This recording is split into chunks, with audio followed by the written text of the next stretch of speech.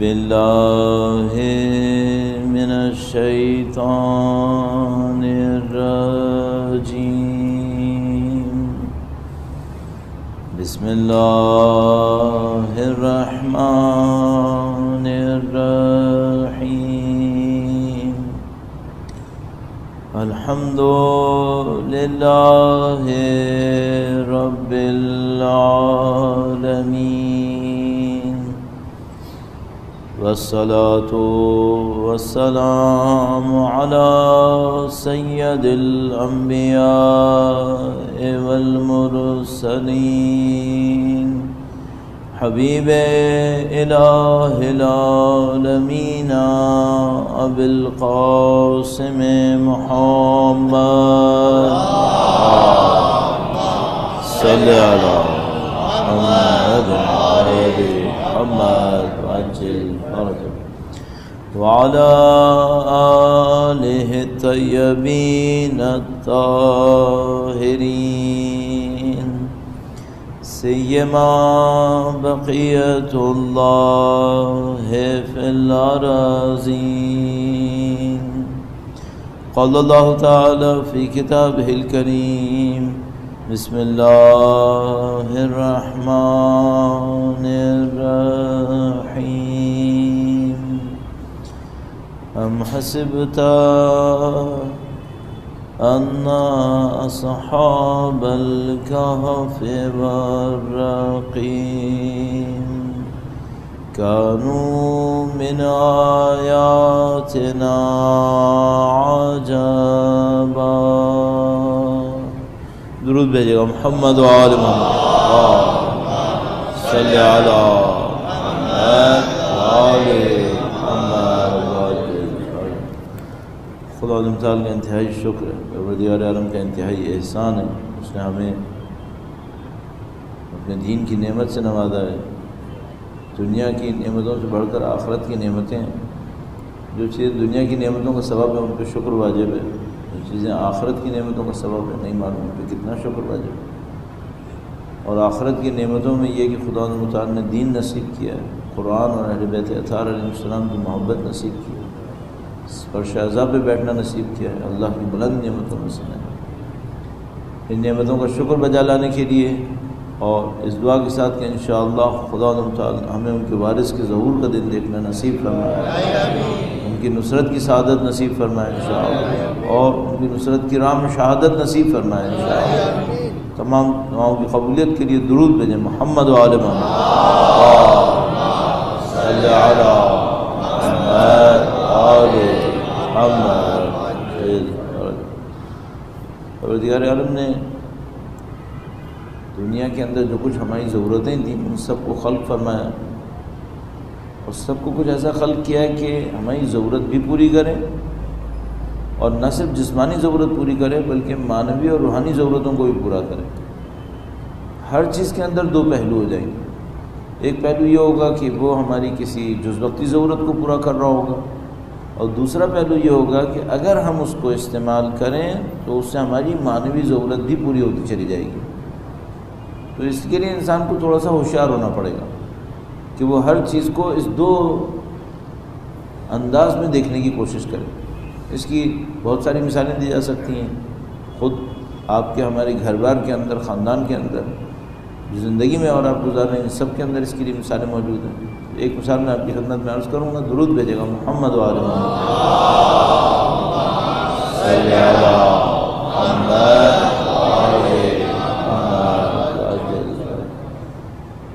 اہل بیت اطہار علیہ السلام نے اور انبیاء کرام علیہ السلام نے گوشہ نشینی کو پسند نہیں کیا.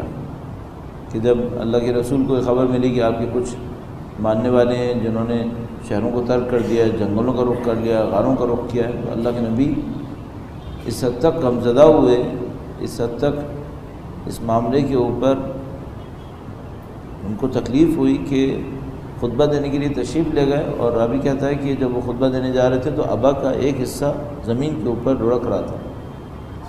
چاہتے تھے جلدی پہنچیں اور لوگوں کو اطلاع دیں، اور ارشاد فرمائے کہ ہرگز یہ چیز ہمارے دین کا حصہ نہیں ہے.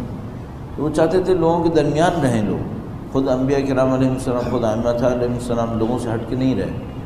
تو کیا راز ہوگا اس کے اندر؟ مثلاً کیوں چاہتے تھے کہ خاندانوں کے اندر رہیں، کیوں چاہتے تھے کہ شہروں کے اندر رہیں یا لوگوں کے ہمراہ رہیں؟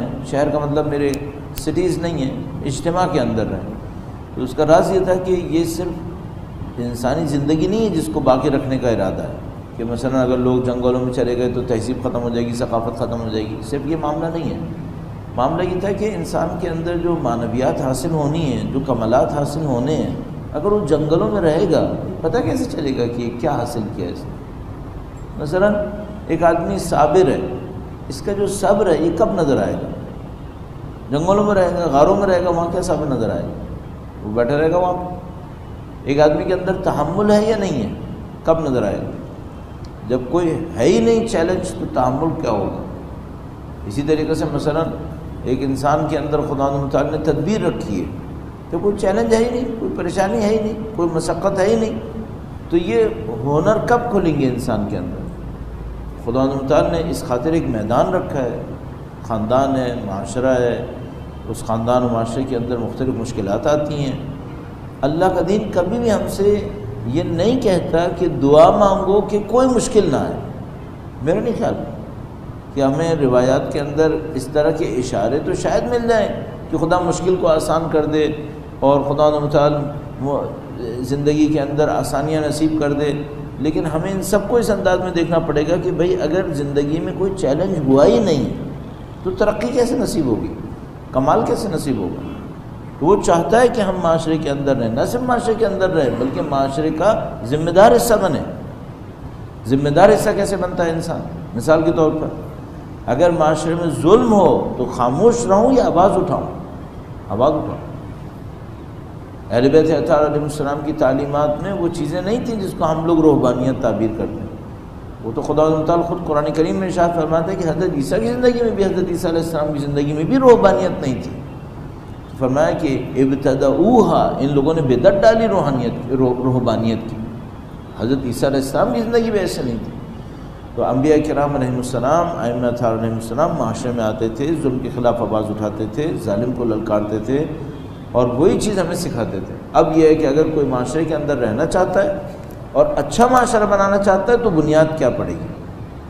کس معاشرے کو ہم اچھا معاشرہ تعبیر کریں گے؟ یہ تو طے ہو گیا کہ انسان معاشرے میں رہے گا، جیسے یہ قدیم زمانے سے کہتے ہیں کہ انسان مخلوق ایسی ہے جو معاشرتی مخلوق ہے، یہ گوشہ نشینی پسند نہیں کرتی۔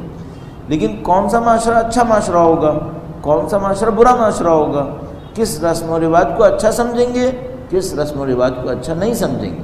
اور ہم نے اس کا جو کانٹیکسٹ بنایا وہ ظاہر ہے کہ ہمیں اس سے کیا غرض کہ سوشالوجی یہ کیا ہے یا دوسری سائنسز کیا ہے، ہماری غرض تو یہ تھی کہ بھئی ایک معاشرہ اگر اپنے وقت کے امام کی نصرت کرتا ہے تو اس کے اندر کیا عادتیں ہونی چاہیے، اور ہم اگر خدا نہ کرے ایسے معاشرے میں ہوں بھی جس میں یہ عادتیں نہ ہوں تو ہم اپنے آپ کو تو بچائیں کم از کم۔ اور وہ معاشرے کون سے ہیں جو اپنے وقت کے امام کی نصرت نہیں کرتے؟ تو خدا نہ کرے نعوذ باللہ اگر ہم ایک ایسے معاشرے کے اندر رہ رہے ہیں جس میں وہ خاصیتیں ہیں کہ جو نصرت نہیں کرتے، تو کم سے کم اپنا جہاد تو کر لیں، اپنے آپ کو تو ان خاصیتوں سے محفوظ کریں، اور اللہ توفیق دے تو اچھائیوں کو پھیلائیں، معاشرے کو بہتر بنانے کی کوشش کریں۔ تو اب چند چیزیں اشارتاً اس بات میں بیان ہوئی تھیں، اور اس میں ایک بات تھی کہ بھئی ذمہ دار ہونا چاہیے انسان کو، بغیر ذمہ داری کے نہیں ہو سکتا۔ ایک پوائنٹ اس میں آج اور اضافہ کرتے ہیں انشاءاللہ، درود بھیجے گا محمد و آل محمد۔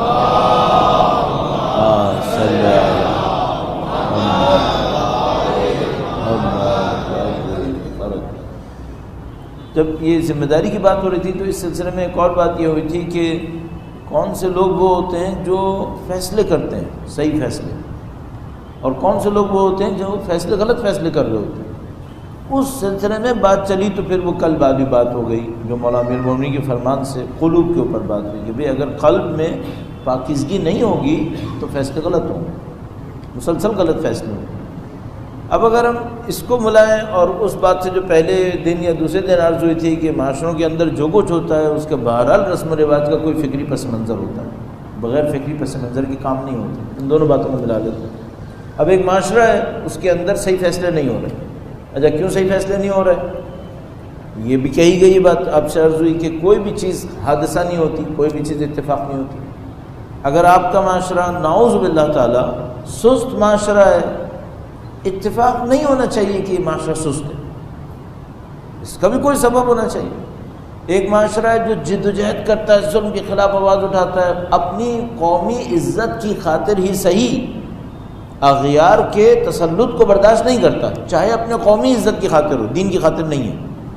اس کی بھی کوئی علت ہوگی، اس کا بھی کوئی سبب ہوگا۔ اس کے اوپر بہت محنت کرتے ہیں سوشالوجسٹ بھی، اور مختلف قوم شناسی کے اوپر کام کرنے والے اینتھروپولوجسٹ وغیرہ۔ تو اس میں مجھے ایک بڑا اچھی نقطہ اس کو لنک کرنے کی خاطر آپ کی خدمت میں عرض کر رہا ہوں کہ مثلا کہتے ہیں کہ بھئی جو قومیں گندم اگاتی ہیں میدانوں میں، یہ قومیں زیادہ محنتی نہیں ہوتی۔ ہم لوگ تو ظاہر ہے ہمارے لیے تو کھیتی باڑی خود محنت کا کام ہے، بہت محنتی کام ہے ہم لوگ کے مقابلے میں، لیکن مثلا کہتے ہیں کہ جن قوموں نے میدانوں میں کھیتی باڑی کی ہے، اور کھیتی باڑی میں کیا کی ہے، گندم اگایا مثلا، تو کہتے ہیں یہ قوم محنتی نہیں ہوتی۔ لیکن جو قوم گندم کے مقابلے میں چاول لگائے گی وہ زیادہ محنت کرے گی، کیونکہ گندم لگانا آسان کام ہے، چاول لگانا مشکل کام ہے۔ اچھا، جو قوم کھیتوں میں کام کرے گی میدانوں کے اندر، یہ قوم نسبتاً کم محنت کرے گی۔ اور اگر کوئی قوم پہاڑوں کے اوپر کام کرے تو آپ نے دیکھا ہوگا تصویروں میں دکھاتے ہیں پہاڑوں پہ ٹیرس بنے ہوئے ہوتے ہیں، تھوڑی سی زمین کاٹی پھر فصل لگی پھر تھوڑی کٹی، تو کہتے ہیں یہ بہت مشکل کام ہے۔ اچھا، اگر کوئی قوم پہاڑوں پہ چاول لگاتی ہو تو کہتے ہیں یہ سب سے محنتی قوم یہی ہوگی۔ کیوں؟ کیونکہ چاول لگانے کے لیے اس کو پانی کھڑا کرنا پڑے گا، اور پہاڑوں کے اوپر پانی کھڑا کرنے میں مسئلہ یہ ہے کہ اگر تھوڑا سا بھی پانی زیادہ ہوا تو وہ سارے ٹیرس کو بہا کے لے جائے گا، جو اس نے فلورز بنائے ہوئے ہیں یہ سب بہا کے لے جائے گا، اور پانی کم ہوا تو چاول لگے گا نہیں۔ تو بہت زیادہ محنت کرنی پڑے گی، ہر وقت الرٹ رہنا پڑے گا۔ تو کہتے ہیں اس وجہ سے یہ جو ہمارے پاس مشرقی ایشیا کے اندر قومیں، چین ہے اور مثلا کوریا ہے یا جاپان ہے، کہہ رہے ہیں یہ اس وجہ سے محنتی ہیں کہ ان کے پاس میدانی علاقے کم تھے، ان کے پاس پہاڑی علاقے زیادہ تھے، اور چاول ان کی خوراک کا حصہ تھا، بہت یعنی مہنگا حصہ تھا۔ تو انہوں نے خوب محنت کی لیے پرانے زمانوں کے اندر۔ مثلا ہم لوگوں کو کہتے ہیں کہ یہ لوگ میدانی علاقے کے گندم اگانے والے لوگ ہیں، البتہ ہمارے میدانی علاقوں میں چاول اگانے والے لوگ بھی ہیں، تو کہتے ہیں یہ ان لوگوں میں اتنی محنت نہیں ہے۔ تو مثلا ان لوگوں کی ثقافت میں مشہور ہے کہ اگر تم سورج کے سامنے نہ سو تو روزی کے لیے پریشانی نہیں ہوگی۔ اگر سورج کے سامنے نہ سو تو روزی کے لیے پریشانی نہیں ہوگی۔ اچھا، سورج کے سامنے نہ سونے کا مطلب کیا ہے؟ کہ یہ سورج نکلنے سے پہلے جاگ رہا ہے اور سورج کے ڈوبنے تک یہ سوتا نہیں ہے، پھر نہیں، محنتی قوم۔ اس طرح محنت اپنا اثر دیتی ہے۔ البتہ میں اس ایکویشن کو 100% ایکسیپٹ نہیں کروں گا کہ چاول اور مثلا یہ میدان وغیرہ، لیکن ایک اشارہ ملتا ہے۔ تو یہ چلو یہ مادی طور پر ہو گیا، اب ہمیں تو دیکھنا ہوگا نا کہ مادی کے پیچھے وہ جو روحانی ترقی ہے اس میں عناصر کیا ہے، اس میں کون کون سے فگرز آ رہی ہیں ہمارے سامنے اور کون کون سے پیرامیٹرز آ رہے ہیں۔ تو ایک کی طرف آپ کی طرف خدمت میں اشارہ ہوا تھا، وہ تھی امانت داری۔ اور اگر صرف ریکال کرنے کی خاطر ہی اس کو تھوڑا سا یاد دلا دوں، درود بھیجے گا محمد و آل محمد صلی علی محمد۔ خدمت میں عرض یہ ہوا تھا کہ اگر یہ امانت داری کسی معاشرے کے اندر ہوئی تو یہ امانت داری بہت ساری خرابیوں کو حل کروا دے گی انسانوں کے اندر۔ اچھا، ہم لوگ اس امانت داری کو کیسے لے کر آئیں؟ اچھا، ہم سب کو معلوم ہے کہ کوئی بھی خاصیت اوور نائٹ حاصل نہیں ہوتی، آج آپ سوئیں نہیں ہو صبح کو ہو تو آ جائے، یہ نہیں ہوگا۔ آپ کو اور مجھے اسکریچ سے محنت کرنی پڑتی ہے۔ تو آپ چھوٹی چھوٹی چیزوں میں امانت داری کو کاؤنٹ کرنا شروع کر دیں، چھوٹی چھوٹی چیزوں میں۔ مثلا اگر آپ کو پتہ ہو کہ یہ چیز میری نہیں ہے کسی اور کی ہے تو زیادہ محتاط ہیں، یا اپنی ہو تو زیادہ محتاط ہیں۔ میں نے اس مثال دی تھی کہ بھئی گاڑی کسی اور کی ہے، میں گاڑی استعمال کر رہا ہوں، اصولاً مجھے زیادہ محتاط یہاں ہونا چاہیے۔ کیوں؟ میری اپنی ہو تو میں جیسی بھی کروں، لیکن دوسرے کی ہو تو مجھے سوچنا پڑے گا۔ اچھا، یہ دوسرا اگر میرا رشتہ دار ہو تو کچھ اور ہے، اور اگر غیر ہو ہاں تو پھر تو میں سوچتا ہوں کہ اب تو بھائی معاملہ ختم۔ اچھا، مثلا امانت داری کی بات ہو رہی ہے نا، میں نے کوئی گاڑی رینٹ پہ لی ہے، صحیح ہے، میرے رشتہ دار تو نہیں ہے، میں نے گاڑی رینٹ پہ لی ہے، یہ امانت ہے یا نہیں ہے؟ کچھ خیال ہے ہمارے پاس اس کا؟ نہیں۔ جس قوم میں یہ مشکل ہو کہ اس میں امانت داری کا خیال نہ ہو تو اس کے ساتھ کیا ہوگا؟ ہاں اب مشکل آئے گی۔ جیسے ہی امانت داری نہیں ہوئی، اب دیکھیے پورا سمجھ لیں ایک چین ریئیکشن شروع ہو گیا۔ امانت داری نہیں ہوئی، اس کا مطلب ہے اعتماد نہیں ہوگا، اعتماد نہیں ہوگا، اعتماد نہیں ہوا، اس کا مطلب ہے اس سوسائٹی کو اختلاف میں ڈالنا بہت آسان ہوگا، بہت آسان کام۔ اس سوسائٹی سے رزلٹ لینا بہت مشکل ہو جائے گا۔ کیوں؟ کوئی کسی پہ اعتماد نہیں کرتا ہے، کوئی کسی کی امانت داری کا خیال نہیں کرتا ہے۔ اس قوم کو آپ چاہیں بلوے میں مبتلا کریں، بہت آسان ہے، کیونکہ پہلے سے ہی دوسروں سے دور ہے، پہلے سے ہی اعتماد نہیں کر رہے۔ اچھا، آپ اس کو صحیح کرنا چاہتے ہیں تو کیا کریں؟ چھوٹا سا ایک کام کر لیجئے جو بہت سخت ہوگا۔ کسی بھی طرح کی اگر کوئی امانت آپ کے ہاتھ میں ہو، چاہے وہ ایک ہمارے یہاں عجیب جملہ ہے، میں اپنا جملہ توڑ کے عرض کر رہا ہوں، ہمارے ایک عجیب مشکل ہے، اگر کوئی چیز حکومت کی ہے نا، اس کا مطلب ہے کہ چوری کی ہے، نعوذ باللہ تعالی۔ کیوں؟ ہم لوگ کیوں نہیں سمجھ رہے کہ یہ معاشرہ انسانوں کے معاشرے ہیں؟ خدا یہ نہیں پوچھے گا کہ آج تمہارا صدر کون تھا، کل تمہارا وزیر اعظم کون تھا جس کی تم نے چیز خراب کر دی، لیکن خدا ہم سے یقیناً پوچھے گا کہ بہرحال یہ تمہارا نہیں تھا، تم نے کیوں اس کے ساتھ یہ کام کیا؟ کاش ہمیں یہ تصور ملنا شروع ہو جائے کہ ہمیں معاشرے میں ذمہ دار رہنا ہے۔ تو جیسے ہی آپ اس بات کو احساس کریں گے، آپ کا معاشرہ خود بخود تبدیل ہونا شروع ہو جائے گا۔ آپ اور میں کیا کریں؟ تھوڑا سا امانت داری کو روزانہ اپلائی کرنا شروع کر دیں، تھوڑا تھوڑا اپلائی کرنا شروع کر دیں اپنی زندگی کے اندر۔ آپ مثال کے طور پر، اب میں اس کی مثالیں زیادہ دے کر آپ کا وقت نہ لوں، لیکن یہ کہ جہاں کہیں آپ کو موقع ملے اپنی اس امانت داری کا آپ پاس رکھنا شروع کر دیں، تو آپ کے معاشرے کے اندر بھلائی پھیلنا شروع ہو جائے گی، اور انشاءاللہ اس کے اچھے اثرات ہمیں حاصل ہوں گے۔ درود بھیجے گا محمد و آل محمد صلی اللہ محمد آل محمد وعجل۔ ایک اور اس معاملے کے اندر میں بھی پوائنٹ کی طرف آتا ہوں، دوسرے پوائنٹ کی طرف، لیکن اس کے بعد ایک اور چیز ذہن میں آتی ہے، اس خطبہ بھی اس کے حوالے سے عرض کروں گا آپ کی خدمت میں۔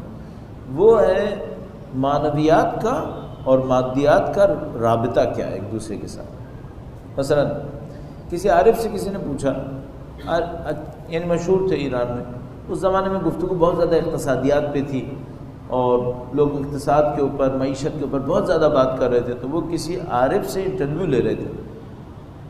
اصولاً طے نہیں تھا کہ ان سے اقتصادیات کے اوپر، معیشت کے اوپر بات ہوگی، لیکن پتہ نہیں کیوں جس نے لینا تھا اس کے دماغ میں کیا آیا، اس نے کہا کہ ہمارے ملک کی معیشت بہت خراب ہے، تو معیشت کو صحیح کرنے کے لیے کیا کرنا چاہیے؟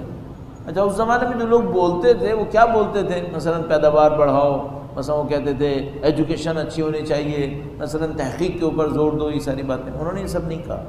انہوں نے بڑی عجیب ہی بات کہی، کہنے یہ کہ اگر ہم ایک دوسرے کے لیے برا نہ سوچیں تو خدا برکتیں بڑھا دے گا، کہنے کہ معیشت اچھی ہو جائے گی۔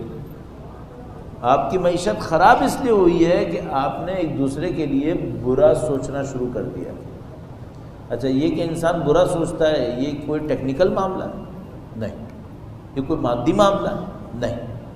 یہ جو برا سوچتا ہے یہ خالصتاً نفسانی معاملہ ہے، لیکن انہوں نے کہا کہ اس نفسانی معاملے کا آپ کے مادی زندگی پہ اثر پڑ رہا ہے، اور یہ وہ رابطہ ہے جو دنیا کی کوئی قوم ہمیں نہیں سمجھا پائے گی سوائے مکتب اہل بیت اطہار علیہ السلام اور وحی کے، یہ ہمیں سمجھا سکتا ہے۔ اب میں خطبے سے آپ کی خدمت میں عرض کرتا ہوں، اور انشاءاللہ اس سے کچھ نتائج حاصل کرنے کی کوشش کرتے ہیں۔ درود بھیجے گا محمد و آل محمد۔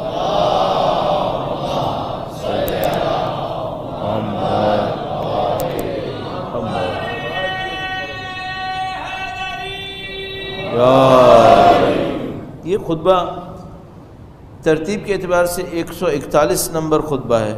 اب میں اس کو چیک نہیں کر پایا، ری چیک نہیں کر پایا ہوں کہ علامہ مفتی جعفر حسین صاحب علی اللہ مقامہ ان کی ترتیب میں بھی 141 ہے یا اس کا نمبر تھوڑا سا کم ہے۔ آپ کو پتہ ہے مختلف ترتیبیں موجود ہیں ہمارے پاس، لیکن یہ خطبہ میں نے چونکہ ڈیجیٹل کہیں سے لیا تھا تو شاید مفتی جعفر حسین صاحب کی ترتیب میں 141 نہ ہو، میں بھی کل اس کو دیکھ لوں گا، اور شاید ہو بھی۔ طلب باران کے سلسلے میں، بارش کے سلسلے میں، اچھا اس خطبے کا ایک بیک گراؤنڈ ہے۔ بیک گراؤنڈ یہ ہے کہ مثلا علاقے کے اندر بارش نہیں ہو رہی ہے، احتمال قوی کوفہ کا ہے یہ، اور بارش نہیں ہو رہی ہے، لوگ امیر المومنین کے پاس آتے ہیں، امیر المومنین نماز استسقاء کے لیے ان کو گھر سے باہر لے گئے، شہر سے باہر لے گئے، صحرا میں لے گئے، اور صحرا میں لے جانے کے بعد گویا نماز پڑھنے سے پہلے یا نماز پڑھنے کے بعد امیر المومنین نے یہ خطبہ ارشاد فرمایا۔ تو لوگ بارش کے منتظر ہیں، اور بارش کے انتظار کے لیے وہ لوگ نماز پڑھنے گئے ہیں، اور اب امام نے یہ خطبہ ارشاد فرمایا کہ جو زمین تمہیں اٹھائے ہوئے اور جو آسمان تم پہ سایہ رکھے ہوئے دونوں تمہارے پروردگار کے زیر فرمان ہیں۔ فرمایا زمین و آسمان سب خدا متعال کے تابع ہے، اور یہاں سے بات شروع کی اور فرمایا اللہ سبحانہ وتعالی بندوں کو ان کی، دیکھیے گا ذرا اسے، خدا متعال اللہ سبحانہ وتعالی بندوں کو ان کی بد اعمالیوں کے وقت، ان کے اعمال اچھے نہیں ہیں، اگر اعمال اچھے نہیں ہیں تو خدا دو کام کرے گا، یا عذاب کرے گا فوراً یا نہیں، بد اعمالیوں کے وقت پھلوں کے کم کرنے، برکتوں کے روک لینے اور خزانوں کو بند کرنے سے آزماتا ہے۔ اعمال اچھے نہیں ہیں تو خدا دو کام کرے، چونکہ اعمال اچھے نہیں ہیں عذاب بھیج دے، خدا تعالیٰ یہ نہیں کرتا، کیونکہ وہ رحیم ہے، وہ کریم ہے، غفور ہے۔ تو بجائے یہ کہ وہ پہلے مرحلے میں اعمال کے بد ہونے کی وجہ سے ان کو سزا دے، پہلے کیا کرتا ہے؟ فرمایا کہ پھلوں کے کم کرنے، یعنی جو نتائج نکلنے چاہیے تھے، پھل کا مطلب صرف فروٹس نہیں ہے بلکہ ریزلٹس، جو سوسائٹی میں رزلٹ نکلنے چاہیے تھے۔ مثلا سوسائٹی میں کیا رزلٹ نکلنا چاہیے تھا؟ سکون ہونا چاہیے تھا، سیکیورٹی ہونی چاہیے تھی، پیار محبت ہونی چاہیے تھی، یہ چیزیں ختم ہونا شروع ہو جاتی ہیں۔ پھلوں کے کم کرنے، برکتوں کے روک لینے سے یہ برکتیں بھی رک جاتی ہیں، اور انعامات کے خزانوں کو بند کرنے سے مادی طور پہ بھی کم ہو گئی، پیداوار کم ہو گئی، یہ سب چیزیں کم ہوتی ہیں، خدا اس سے آزماتا ہے۔ اچھا جب آزماتا ہے تو کیا ہے؟ تاکہ توبہ کرنے والے توبہ کریں اور انکار و سرکشی کرنے والے باز آ جائیں، نصیحت اور عبرت حاصل کرنے والا نصیحت اور عبرت حاصل کرے، نصیحت و بصیرت حاصل کرے، اور گناہوں سے روکنے والا رک جائے۔ خدا متعال نے توبہ اور استغفار کو روزی کے اترنے کا سبب اور خلق پر رحم کھانے کا ذریعہ قرار دیا ہے۔ روزی اتارنا ہے، کیا کرو؟ استغفار کرو۔ چاہتے ہو کہ خدا رحم کرے، کیا کرو؟ استغفار کرو۔ اچھا اگر ایک معاشرے کے اندر یہ استغفار ختم ہو جائے تو کیا ہوگا؟ روزی نہیں آئے گی، برکتیں نہیں آئیں گی، خدا متعال کی طرف سے جو احسانات ہو رہے تھے وہ احسانات ہونا ختم ہو جائیں گے۔ اب یہ خالصتاً غیر مادی سبب ہے جو مادی برکتوں کا سبب بنتا ہے۔ وَلَوْ أَنَّ أَهْلَ الْقُرَىٰ آمَنُوا وَاتَّقَوْا لَفَتَحْنَا عَلَيْهِمْ بَرَكَاتٍ مِّنَ السَّمَاءِ وَالْأَرْضِ، قرآن کریم میں ارشاد فرماتا، اگر اہل قریہ ایمان لائیں، تقوی اختیار کریں، خدا زمین و آسمان کی برکتوں کو ان کے اوپر نازل کرے۔ دنیا سمجھے یا نہیں سمجھے، مشکل یہ ہم کیوں نہیں سمجھ رہے، ہم اس بات کو کیوں نہیں سمجھ رہے؟ یعنی اب میں اگر اپنی زندگی میں سوچوں، آپ اور میں اپنی زندگی میں سوچیں کہ اگر میں واقعاً اپنی زندگی میں برکتوں کو کم دیکھتا ہوں اور دیکھتا ہوں کہ ہاں مادی طور پر مشکل میں ہوں، مجھے بہت ساری مشکلات کا سامنا ہے، کیا واقعاً میں قبول کرتا ہوں کہ مجھے استغفار کر لینا چاہیے؟ نہیں، اپنی منصوبہ بندی میں لگوں گا، دیکھوں گا کہاں سے میں پیسے اور لا سکتا ہوں، نعوذ باللہ تعالیٰ، اور الٹی راستے پہ جاؤں گا، بلکہ میں یہ سوچنا شروع کروں گا نعوذ باللہ تعالیٰ کہ یہ جو میں بعض لوگوں کے ساتھ سختی نہیں کر رہا نا، مثلا اب مجھے یہ کر لینا چاہیے، یا مثلا فلاں کام میں میں نے اللہ کی راہ میں پیسے زیادہ لگائے تھے، اب اس کو تھوڑا سا کم کرتا ہوں تاکہ اپنے مسائل کو حل کروں۔ ہماری دید غلط ہے، وہ بصیرت کی کمی کی وجہ سے ہمارا دیکھنے کا انداز شاید صحیح نہیں۔ اب اگر کسی معاشرے میں یہ مشکل پھیلی بھی ہو، یہ معاشرہ امام زمانہ کا ساتھ دے گا؟ یہ کیسے ہو سکتا ہے؟ اچھا اب اس کے لیے ہم کیا کریں؟ سادہ کام، میں بار بار اس کو سادہ اس لیے کہتا ہوں کہ یہ 2+2 4 ہے۔ وہ کیا ہے؟ ایک معاشرے کے اندر ظاہری طور پر کچھ چیزیں اچھی ہیں، لیکن اگر آپ ڈیپتھ میں جا رہے ہیں، بنیاد میں جا رہے ہیں، چیزیں غلط ہیں۔ وہ بنیاد کون سی ہے؟ آئیڈیالوجی، سسٹم آف ویلیوز، وہ غلط ہے۔ اگر اس کو صحیح نہیں کریں گے اور ہم چاہیں گے کہ یہ معاشرہ امام کی نصرت کرے گا، یہ کبھی نہیں ہو پائے گا۔ یہ ہمیں اس کو اس ڈیپتھ اور فنڈامنٹل کے اندر جا کے صحیح کرنا پڑے گا۔ فنڈامنٹل اور ڈیپتھ کیا رہے گی؟ ویلیوز کے اندر کیا چینج کریں گے؟ ویلیوز کے اندر یہ جا کے دیکھیں گے کہ ہمارے لیے بالآخر آخر میں جا کر پیسے کی اہمیت ہے یا علم کی اہمیت ہے، تقویٰ کی اہمیت ہے یا پیسے کی اہمیت ہے۔ کل جو میں نے آپ کی خدمت میں انتہائی نفیس قول مولا کا عرض کیا تھا اس کے آگے جا کر امیر المومنین نے حضرت کمیل کو پیسے اور علم کا مقایسہ سکھایا. جہاں پہ وہ قول رکا تھا، جہاں پہ ہم نے کل تک آپ کی خدمت میں عرض کیا تھا، وہاں پہ وہ موضوع ختم ہو گیا تھا کہ مثلا جو لوگ ہمجن رعا ہوتے ہیں، یہ لوگ مثال کے طور پر ان میں کیا خرابی ہوتی ہے کہ یہ کسی رکن وثیق کے اوپر اعتماد نہیں کرتے. اس کے بعد اگلے جملے سے امیر المومنین نے فوراً ارشاد فرمایا کہ دیکھو پیسے اور مال میں علم اور مال میں علم بڑھتا رہے. کیا تعلق ہے؟ بات ہو رہی تھی ہمجن رعا سے، یعنی امام نے فرمایا تھا عالم ربانی متعلم علی سبیل النجا و ہمجن رعا، اور اس کے بعد یہ فرمایا ہمجن رعا ایسے ہوتے ہیں ایسے ہوتے ہیں ایسے ہوتے ہیں، اور اس کے بعد آگے جا کے فرمایا کمیل علم اور مال میں علم بڑھتا رہے. کیا مطلب؟ یہ ہمجن رعا وہ ہیں جو مال کو بڑھتر سمجھ رہے ہیں. لنک یہاں پر ہے. یعنی اگر کوئی معاشرہ مال کو بڑھتر سمجھ رہا ہے، یہ نہ عالم ربانی بنے گا نہ یہ متعلم علی سبیل النجات بنے گا. اس نے مال کو برتری دی ہے. اگر مال کو برتری دی ہے، یہ ہمیشہ ہمجن رعا رہے گا. اس کے سر پہ دوسری قومیں ناچیں گی اور اس کو کہیں نہ کہیں نچاتے رہیں گے. اب اگر اس سے نکلنا ہے، ڈیپتھ یہاں پر ہے، اس سے نکلنا ہے کہ ہم ہمجن رعا نہ رہیں. ہم سمجھ رہے ہیں پولیٹیکل سسٹم اچھا ہو جائے گا نا، پھر صحیح ہو جائے گا. آج یہ پولیٹیکل پارٹی آ جائے گی، کل وہ پولیٹیکل پارٹی آ جائے گی، آج یہ لیڈر آئے گا، کل وہ لیڈر آئے گا، یہ معاشرہ صحیح ہو جائے گا. ابداً صحیح نہیں ہو پائے گا جب تک اپنی ویلیوز صحیح نہیں کریں گے. اب مصیبت یہ ہے کہ جو صحیح کرنے آتا ہے وہ خود مادہ پرست ہوتا ہے. اب کہاں سے صحیح کرے گا؟ یہ چار کلام تقریر کرنے سے صحیح ہوگا نہیں، ویلیوز کو صحیح کرنا پڑے گا، ڈیپتھ میں جا کے صحیح کرنا پڑے گا. مثلا ایک آدمی کھل کر مادی پرستی کر رہا ہے، ایک آدمی شو بازی کر کے اپنا فقر دکھا کر پھر مادہ پرستی کر رہا ہے، کیونکہ اس کو شہرت چاہیے تھی. ایک نے شہرت پکڑی تھی پیسہ دکھا کے، ایک شہرت پکڑ رہا ہے کسی اور انداز کے اندر. دونوں ہیں شہرت طلب مثلا. تو پھر کیسے معاشرہ صحیح ہوگا؟ اور یہ معاملہ صرف پولیٹیکل لیڈرز کا نہیں ہے، یہ میں آپ کی خدمت میں عرض کرتا چلوں. آپ اور میں جانتے ہیں، ہم دو لوگ ہم سب ایک کشتی میں بیٹھے ہوئے ہیں، اور وہ کیا ہے؟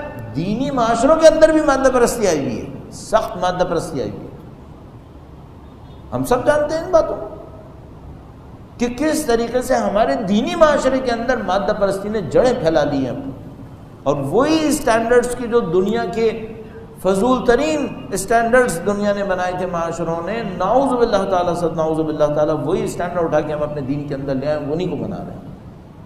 لہذا مثال کے طور پر اگر ہم مثلا یہ کہتے ہیں کہ بھائی اہل بیت کے نام پر جو کام کر رہے ہو کم سے کم اس کے اندر مادی نمائش مت دکھاؤ، یہ سمجھانا مشکل پڑ رہا ہے کہ بھئی یہ مادی نمائش نہیں ہونی چاہیے. ہم نے کوئی جملے کہے تھے، ہر روز کوئی نہ کوئی بات اس کے اوپر سننے کو مل جاتی ہے کہ بھئی تبرکات کے اندر تھوڑا سا سادگی دکھاؤ، تھوڑا سا اس کو معقول طریقے سے لے کے چلو. اس کا مطلب یہ نہیں، ہم یہ نہیں کہنا چاہ رہے کہ مثلا لوگوں کو اچھا کھانا نہ ملے. لوگ اچھا کھانا کھائیں، نمائش نہ کریں. کم از کم نمائش نہیں ہونی چاہیے، شوبازی نہیں ہونی چاہیے. اس کے اوپر مادہ پرستی کے معیارات ہیں یہ. اور میں نے آپ کی خدمت میں چند سال پہلے یہ واقعہ عرض کیا تھا. اچھا ہے کہ اس کو بھی چند منٹس میں اس کو عرض کر دوں. درود بھیجے گا محمد و آل محمد.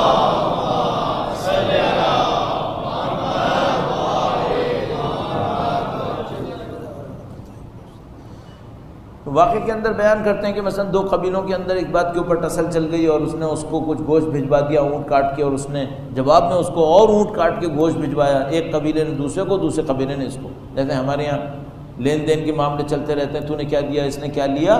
وہ ایک قبیلے نے 2 اونٹ کا گوشت بھجوایا تھا، اس نے کہا نہیں تم نے میری بے عزتی کر دی، اس نے 4 اونٹ کاٹ کے گوشت بھجوا دیا. پھر اس نے 4 کے 8 کر دیے، اس نے 8 کے 16 کیے، 32 64. یہ ہوا ایک موقع کے اوپر سامنے والے قبیلے کو 100 اونٹ مارنے تھے.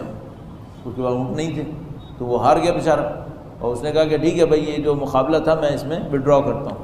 وہ اس کی بے عزتی ہو گئی معاشرے کے اندر کہ بھئی یہ ختم ہو گیا اس کے اونٹ. اس کے بعد کسی زمانے میں قحط ختم ہو گیا، یہ زمانہ قحط کا تھا، لوگوں کے پاس فراوانی ہو گئی، اونٹ بہت زیادہ ہو گئے. امیر المومنین کی ظاہری حکومت شروع ہو گئی تھی کوفہ میں. اب جناب وہ جو قبیلے کا سردار ہار گیا تھا، اس کو کسی نے یاد دلایا کہ تم کو یاد ہے تم ایک دفعہ 100 اونٹوں پہ ہار گئے تھے. اس نے کہا کہ اس وقت تو ہار گیا تھا، اب اونٹ بہت ہیں میرے پاس، اب میں تم کو دکھاتا ہوں. اس نے 100 اونٹ مارے اور 100 اونٹ کاٹنے کے بعد ان کا گوشت اس نے کوفہ کے ایک چوراہے کے اوپر رکھ دیا اور لوگوں سے کہا کہ جس کو جتنا گوشت کھانا ہے کھا لے. یہ 100 اونٹ کا گوشت یہاں پڑا. ایک اونٹ کا گوشت کتنے من ہوتا ہے وہ. جب لوگوں نے یہ دیکھا امیر المومنین کے پاس آئے، کہا اس طرح سے ایک آدمی نے 100 اونٹ کاٹ کے، فلاں قبیلہ مشہور ہے، اس کے سردار نے کاٹ کے اس طرح سے گوشت رکھا ہے، اس کا کیا کریں؟ امام نے فرمایا اس گوشت میں سے کھانا حرام ہے۔ 100 اونٹ گوشت میں سے فرمایا کھانا حرام ہے۔ اچھا اس آدمی نے کیا قبلے کا رخ نہیں کیا تھا جانور کو؟ قبلہ رخ کیا، مسلمان تھا، کوفہ کا رہنے والا تھا، قبلہ رخ کیا، سارے کام کیے، اور اس نے لا کر گوشت رکھا تھا کہ فقیر لے کر جائیں۔ امیر المومنین نے فرمایا اس کو ہاتھ لگانا حرام۔ کیوں؟ فرمایا اس نے دکھاوے کے لیے قربان کیا، خدا کے لیے قربان نہیں کیا۔ اچھا اب میں اس کو اگر سوچوں، ہماری کوئی دعوت بچے گی؟ ہماری دعوتیں ہوتی کس کام کے لیے؟ ہماری دعوتیں غریبوں کو کھلانے کے لیے ہوتی، حتیٰ رشتہ داروں کو جمع کرنے کے لیے بھی نہیں ہوتی، رشتہ داروں کے اوپر فخر فروشی پھینکنے کے لیے ہوتی ہیں۔ اس کو امیر المومنین نے حرام کیا تھا۔ میں تو یہ عرض کر رہا تھا دعوتوں پہ میں نے تو بات ہی نہیں کی تھی، میں تو صرف مجلس کے تبرک کو کہا تھا کہ کم از کم مجلس کے تبرک کو نمائش کا ذریعہ مت بناؤ۔ اس کے اوپر عرض کیا تھا امیر المومنین تو عام اونٹ کانٹے کے گوشت کو کہنے حرام ہے اس کو ہاتھ لگانا۔ عزیزان محترم، اچھا اگر یہ معیار قربان کر دیے جائیں تو کیا ہوگا؟ پھر معاشرے میں اتحاد نہیں رہے گا، معاشرے کے اندر نفرتیں پھیلیں گی، معاشرے کے اندر نفسا نفسی ہم جن رعا رول کر رہے ہوں گے، کوئی اس کو سنبھالنے والا نہیں ہوگا پھر۔ اور کیا یہ نہیں ہو رہا ہمارے یہاں؟ دنیا میں جہاں کہیں چلے جاؤ وہاں پوچھنے والا ایک ہی جملہ پوچھے گا، بار بار جہاں جاتا ہوں ایک جملہ پوچھیں گے، پاکستان میں شیعہ متحد کیوں نہیں ہو جاتے؟ اتنے ان کے دشمن ہیں، ہر روز شہید ہو رہے ہیں، متحد کیوں نہیں ہوتے؟ یہ اب انہیں کوئی کیا جواب دے؟ اب انہیں خاموش کرنے کے لیے ہم 4 جواب دے دیتے ہیں، مثلا اپنے دوستوں کے دفاع میں کہ مثلا یہ تھا بلا وجہ میں یہ باتیں کر رہے ہو تم پڑھے لکھے لوگ، تم لوگ کیوں نہیں متحد ہو گئے؟ 50 سینٹر ایک شہر میں بنا کے بیٹھے ہوئے، تو یہ تو کروڑوں لوگ ہیں۔ لیکن حقیقت یہ ہے کہ اصل مصیبت یہ نہیں ہے کہ متحد اس وجہ سے نہیں ہوئے یا اس وجہ سے، اصل مصیبت یہ ہے کہ مادہ پرستی آئی ہوئی ہے، اس وجہ سے متحد نہیں ہے۔ اور وہ جو امیر المومنین نے حضرت کمیل کے سامنے فوراً کہا کہ کمیل علم یہ ہے، مال یہ ہے، یہ اس بات کی نشانی ہے کہ جس قوم کے اندر مال کی پرستش ہوگی، مادہ پرستی ہوگی، وہ قوم متحد نہیں ہو پائے گی۔ اچھا اب آپ اور میں فوراً اپنے ذہن میں سوچیں گے پھر یہ کفار کیوں متحد ہیں؟ یہ جو یورپین کنٹریز ہیں یہ سب ایک ہو گئے، یہ جو امریکنز تھے یہ ایک ہو گئے، امریکن کینیڈین اور چائنیز ایک ہو جاتے ہیں بعض اوقات۔ خدا متعال فرماتا ہے تحسبهم جمیعا وقلوبهم شتیٰ، تم ان کو اکٹھا سمجھ رہے ہو، ان کے دل پھیلے ہوئے ہیں، متفرق ہیں۔ آج تو بہت اچھا دور ہے، بہت اچھا دور ہے، اور یہ جو بڑے ملک کا صدر آیا ہوا ہے یہ تو بہت بڑی نعمت ہے، اس نے بہت سارے نقاب اتار دیے ہیں۔ اس سے کہا گیا کہ وہ جو جرنلسٹ مر گیا ہے اس کی وجہ سے سعودی عرب سے اسلحے کی خرید و فروخت بند کی جائے، تو اس نے کہا ہمارا اس سے کیا تعلق، مر گیا تو کیا کروں، اس سے ہمیں کیا فائدہ ہونا تھا، بات ختم۔ Human rights, freedom of speech, کہاں گیا سب کچھ، سب فلیٹ ہو گیا۔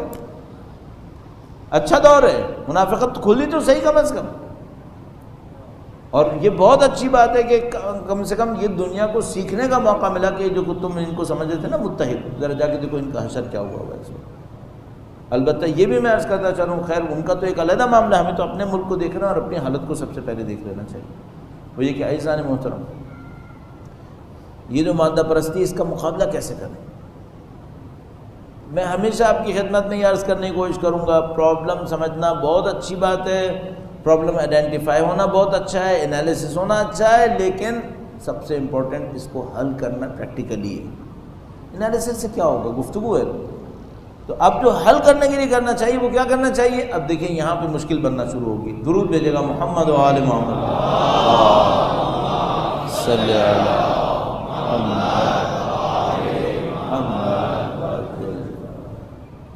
آپ اپنے دماغ میں اور آپ اپنے کام کے اندر یہ کریں، جہاں کہیں میرے اور آپ کے سامنے 2 انسان آئیں، ایک ظاہری طور پر زیادہ مالدار اور ایک ظاہری طور پر غریب، آپ غریب کو زیادہ احترام دیں،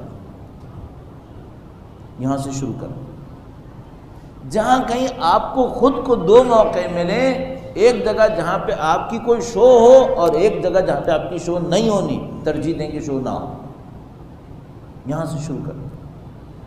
جس دن میں اور آپ چھوٹی چھوٹی چیزوں میں اس پہ توجہ دے گئے، اس دن یہ معاشرہ سیکھنا شروع کرے گا، پھر یہ معاشرہ سیکھنا شروع کرے گا۔ اور یہ شروع نیچے سے نہیں ہوگا، یہ شروع اوپر سے ہوگا۔ جن لوگوں کو خدا متعال نے ذرا سی بھی یہ سعادت دی ہو، ذرا سا بھی یہ موقع دیا ہو، وہ اس کو وہاں سے شروع کرنا شروع کریں، ورنہ یہ نیچے سے کام حل نہیں ہو پائے گا۔ اب اس کی ایک مثال آپ کی خدمت میں اور عرض کروں گا، درود بھیجے گا محمد و آل محمد۔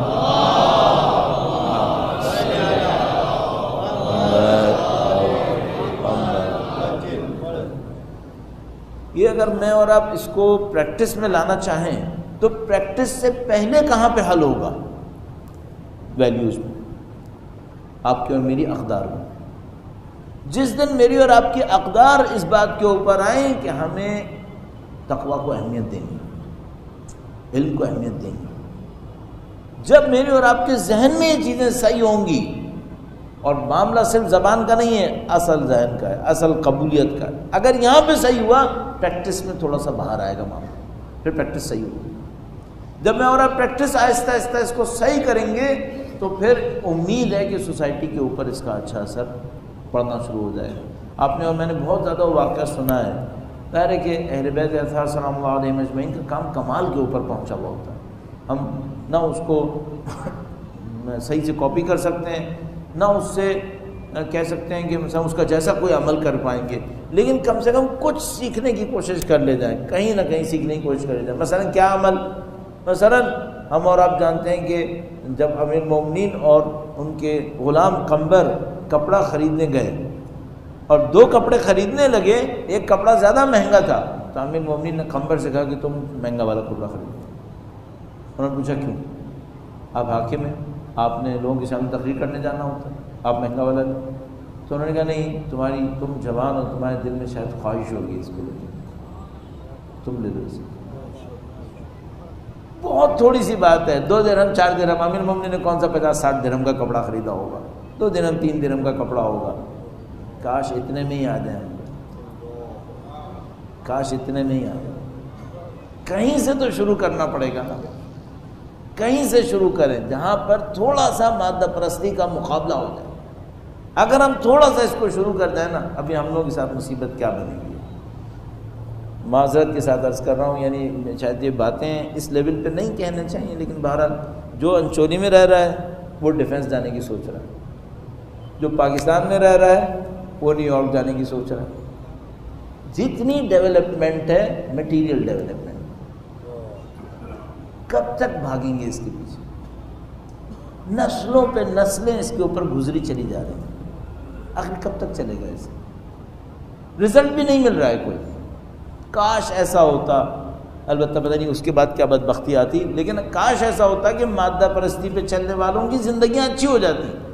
اگر ایسا ہی ہوتا نا تو چلو اس کے دھوکے میں چلتے، کس قوم کی مادہ پرستی پہ چلنے سے زندگی اچھی بنی ہے؟ یہ جو اگر آپ خواب و خیال میں بھی سمجھ رہے ہیں نا کہ جو پاکستان سے باہر رہ رہے ہیں، امریکہ میں، یورپ وغیرہ میں، ان کی زندگیاں بڑی اچھی چل رہی ہیں، یہ آپ کے سامنے بولیں گے نہیں، لیکن جو اندر چل رہا ہے وہ ان سے جا کے پوچھیں کیا چل رہا ہے۔ یہ بولیں گے نہیں شاید، کیونکہ غلط فیصلے کو ماننا پڑ جائے گا پھر، لیکن اگر پوچھیں وہ کیا رہا ہے۔ میں صرف ایک پوائنٹ عرض کر رہا ہوں، ڈراپ آؤٹس، مسلمان آئے، 2 نسل گزاری، بعد میں مسلمان کتنے ہیں؟ لیس دین 20%، 80% دائرہ اسلام سے باہر ہے۔ 2 نسلوں میں سمجھ لو 26 نسلیں اجداد نے دین دیا، ہم نے مائگریشن کی، غلط مائگریشن، اور 2 نسلوں میں 26 نسلوں کی امانت فارغ کر کے باہر آ گئے۔ صحیح۔ اور فخر کیا رہا؟ فخر یہ رہا کہ میرے پاس فلاں کنٹری کی نیشنلٹی ہے۔ یہ کیا بیچا ہے؟ دین بیچا ہے نا۔ انوائرمنٹ اچھا ہے، روڈز اچھی ہیں، روڈ پہ سیکیورٹی ہے، یہاں کوئی کسی کو تنگ نہیں کرتا ہے، مولانا یہاں سکون ہی سکون ہے۔ کس قیمت پہ؟ لا الہ الا اللہ۔ یہ قیمت پے کرنے پر اس پر، تو پھر میں کہتا ہوں پھر بہتر ہے میں بھٹی بھی روڈ میں رہ لوں گا، ٹوٹی بھی روڈ میں رہ لوں گا، مجھے پرواہ نہیں، کم سے کم بچہ تو مسلمان ہوگا، نسل تو مسلمان رہے گی۔ تو کہتے ہیں نہیں وہ جو مسلمان ہے اس کا بھی کیا فائدہ، نہ دین اس کے اندر ہے۔ میں کہتا ہوں بھائی کم سے کم مسلمان رہے گا، اس کی اگلی نسل میں شاید کوئی متقی بھی آ جائے گا، لیکن تمہاری جو نسل آگے گونزلس اور پیٹر بن رہی ہے، اس کا کیا ہوگا؟ اس کا تو کچھ نہیں بچا ہے پھر۔ تو بھائی مادہ پرستی کی دوڑ میں گئے کیوں ہم لوگ؟ کیوں؟ تحمل نہیں ہے۔ یہاں پہ دیکھیے ایک اور روٹ، بہت اچھی روٹ نظر آتی ہے، میں آپ کی خدمت میں اس کو خدا نے تعالیٰ توفیق دے عرض کروں۔ درود بھیجے گا محمد و آل محمد،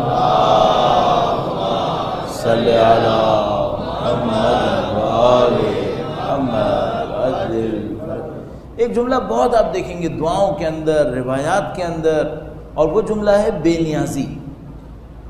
بے نیازی ہم بعض اوقات شاید غلط ترجمہ کر بیٹھے ہیں۔ غنا کا مطلب ہوتا ہے، ہم لوگ لیتے ہیں دولت مندی، غنا دولت مندی، غنا کا مطلب بے نیازی ہے، اور دولت مندی سب سے بڑی بے نیازی ہے۔ یہ جو دولت مندی ہے، اگر اس کی کوئی روٹس کو دیکھے تو دولت مندی کی روٹس کیا ہے؟ محتاج نہ ہونا۔ سب سے بڑی دولت کون سی ہے؟ بے نیازی، کیونکہ اس میں آپ محتاج نہیں ہیں کسی کے۔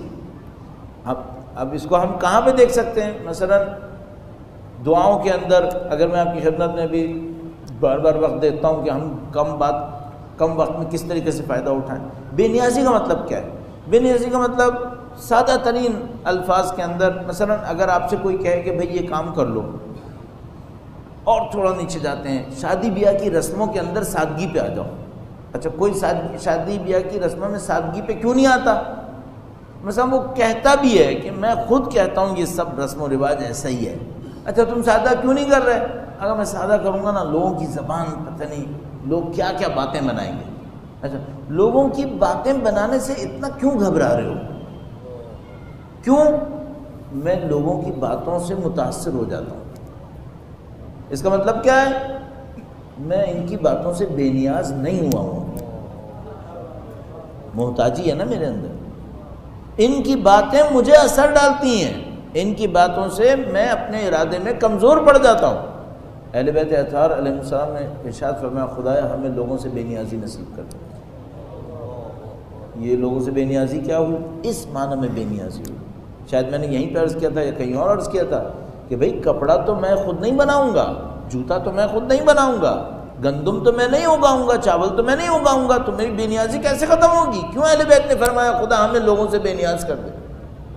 وہ بے نیازی مادی ضرورتوں میں نہیں ہے، وہ بے نیازی ذہن کی بے نیازی۔ اچھا اگر یہ بے نیازی ہمیں نصیب ہو جائے اور ہم لوگوں کی غلط صحیح باتوں سے اثر نہ لیں تو ہمارے لیے حق کے راستے پہ چلنا بہت آسان ہو جائے۔ اب روٹس ہمیں نظر آ رہی ہیں۔ ایک قوم ہے جو غلط رسم و رواج کے اندر مبتلا ہے، مثلا غلط رسم و رواج کیا ہے؟ مادہ پرستی ہے، شوبازی ہے، اس غلط رسم کے اندر مبتلا ہے۔ کچھ لوگ ہیں جو سمجھ رہے ہیں کہ ہم غلط رسم کے اندر مبتلا ہیں، ہمارا معاشرہ، لیکن پھر بھی باہر نہیں نکل پا رہے۔ اب روٹس کیا ہے؟ علم روٹ ہے؟ نہیں، علم ہے ان کے پاس کہ ہم یہ غلط کر رہا ہے معاشرہ، نکلنا بھی چاہتے ہیں، کیوں نہیں نکل پا رہے؟ لوگوں سے بے نیازی نہیں آئی ہے، ابھی لوگوں سے بے نیازی نہیں آئی۔ اچھا لوگوں سے بے نیازی کیوں نہیں آئی ہے؟ توحید کمزور ہے۔ اگر توحید مضبوط ہوتی تو پھر خدا کی طرف دیکھتے، نہ کہ بندوں کی طرف کہ بندے کیا کہہ رہے ہیں، وہ کہتے خدا کیا کہہ رہا ہے۔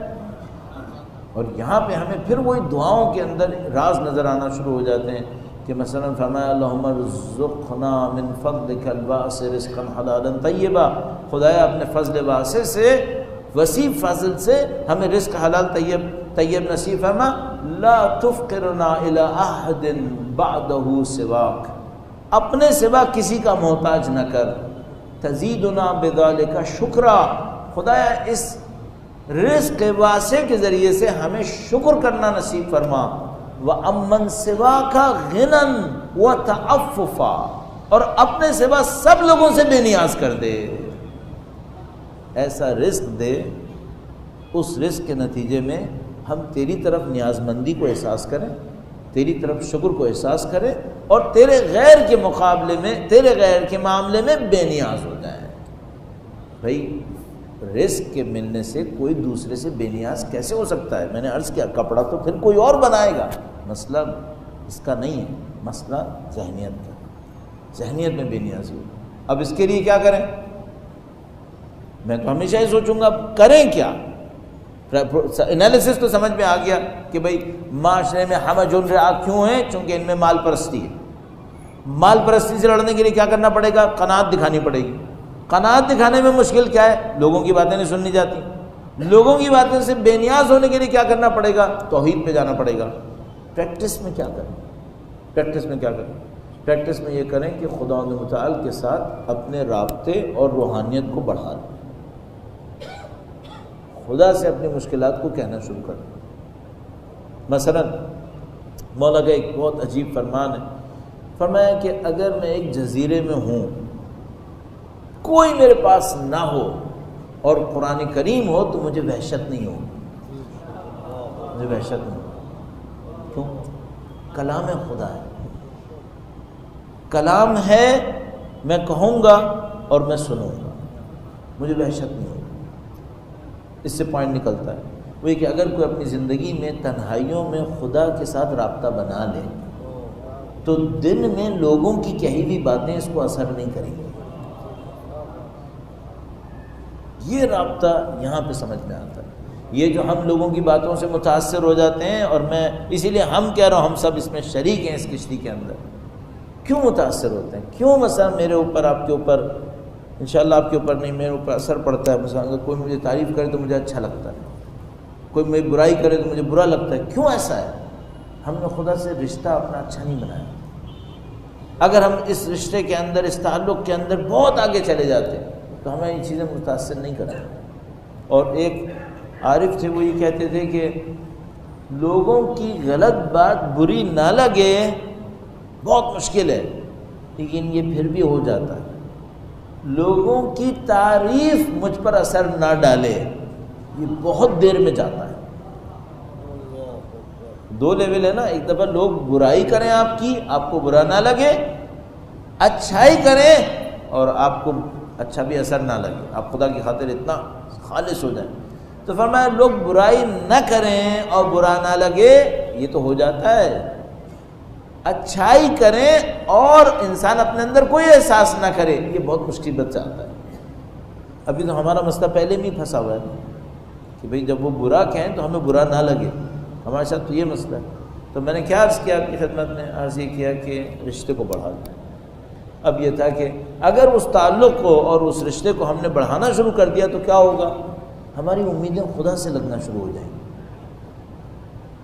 اچھا اگر تھوڑا سا غور کریں تو خدا کے سوا یہاں کچھ ہے کیا؟ جس نے آپ کی کوئی برائی کی ہو جو آپ کو بہت بری لگی ہو، اس کا وجود کچھ کر سکتا ہے کیا؟ کیا دنیا میں کوئی بھی چیز خدا کے علاوہ کسی اور کے ہاتھ میں ہے کیا؟ کیا کر لے گا؟ کر کیا لے گا؟ یہ ہم بھول جاتے ہیں، اس ٹائم پہ سب بھول جاتے ہیں۔ اور یہ جو اہل بیت اطہار صلی اللہ علیہ وسلم کا کارنامہ ہے جو انہوں نے ہمارے سامنے رکھا، اصل حقیقت تو نہیں معلوم، خدا جانتا ہے کیا ہوگا، لیکن جو ہمارے سامنے آیا وہ یہ کہ وہ نہ لوگوں کی تعریف سے خوش ہوئے، نہ لوگوں کی مذمت کرنے سے، نعوذ باللہ مخالفت کرنے سے متاثر ہوئے۔ اور میں کتنی آسانی سے جملہ عرض کر دیا آپ کی خدمت میں، لیکن اگر آپ اس کی گہرائی میں جائیں اور آپ دیکھیں کہ ہم کس درجے پر جا کر یہ بات کر رہے ہیں ان کے بارے میں، تو پھر یہ آسان نہیں ہے۔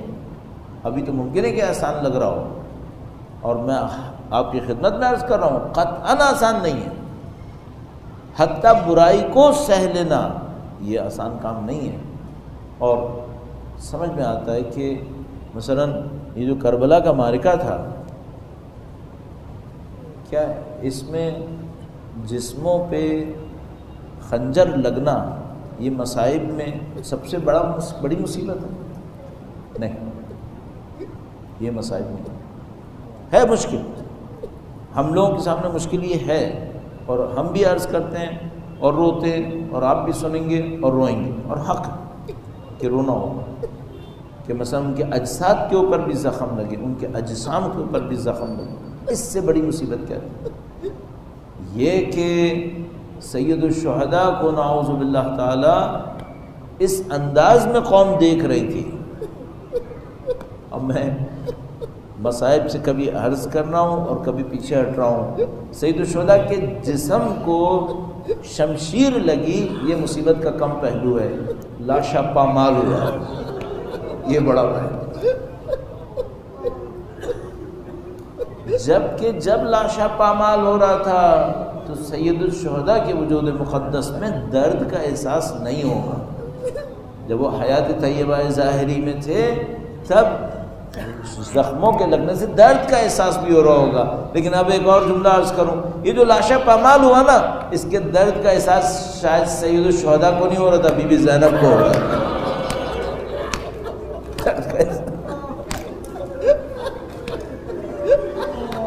درد کا احساس امام زین العابدین کو ہو رہا تھا۔ یہ جو مصائب کے جملات ہیں یہ بڑے عجیب جملات ہیں کہ جب بی بی زینب سلام اللہ علیہا نے دیکھا کہ لاشوں کی پامالی کی باری آئی اور ہر قبیلہ اپنے اپنے لاشیں کو اٹھا کر لے گیا، تو یہ مصائب جو لاشیں کی پامالی کے تھے یہ دگنے ہو گئے جب دیکھا کہ لاشا صرف حسین کا پامال ہوا۔ لاشیں کی پامالی مصائب تھی، کم مصائب تھی، جب لاشا صرف حسین کا پامال ہوا یہ بہت بڑی مصیبت تھی۔ اور اب میں عرض کروں گا یہ کہ سید الشہداء کا لاشا پامال ہوا یہ مصیبت تھی، لیکن بی بی زینب بے ردا ہوئی اور بازاروں اور درباروں میں گئی، اس سے بڑھ کر مصیبت، اس سے بڑھ کر مصیبت۔ ایسا ایک عجیب جملہ موجود ہے ہمیں مصائب کے اندر، مستند آیت اللہ جہادی عاملہ نے ارشاد فرمایا ایک موقع کے اوپر، فرمایا کہ جب شام غریبہ کا سانحہ پیش آ رہا تھا اور بی بی زینب سلام اللہ علیہا بچوں اور بچیوں کو ڈھونڈنے کے لیے کہیں پہ تشریف فرما ہوئی، تو سید الشہداء کی گویا ایک بچی تک پہنچی اور وہ حالت غشی کے اندر تھی۔ جب اس بچی کو جگایا اور بچی نے دیکھا کہ چہرے کے اوپر چادر نہیں ہے تو اس نے کہا پھوپھی اماں مجھے کوئی چادر ملے گی؟ بچی نے کہا، بی بی زینب نے فرمایا اموں کا مثلوک، اے میری بچی تیری پھوپھی بھی تیری طرح ہے۔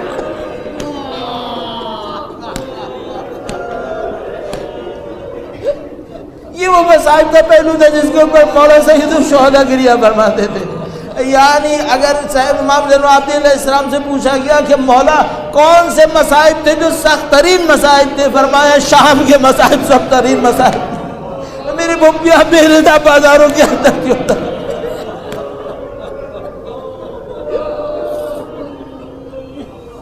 اے پاک پروردگار تجھے واسطہ نبی اور اولاد نبی کا جنہوں نے خاندان عصمت و طہارت پہ یہ ظلم کیا انہیں بدترین عذاب میں مبتلا فرما۔ اے پاک پروردگار ان مصائب کا واسطہ بی بی زینب کبریٰ سلام اللہ علیہا کی قداست و تقدس کا واسطہ ہے خدایا، سید و سردار مولا اور آقا امام آخر الزماں کے ظہور میں تعجیل فرما، ہمیں ہماری نسلوں کو ان کے جانثاروں میں قرار فرما۔ خدایا تو ہماری کمی کوتاہی سے واقف ہے، خدایا تو ہمارے گناہوں لغزشوں سے واقف ہے، خدایا تجھے واسطہ بی بی زینب سلام اللہ علیہا کا، تجھے واسطہ ان کی قربانیوں کا، ہماری زندگیوں کا اختتام شہادت کی موت قرار فرما۔ ماتم حسین۔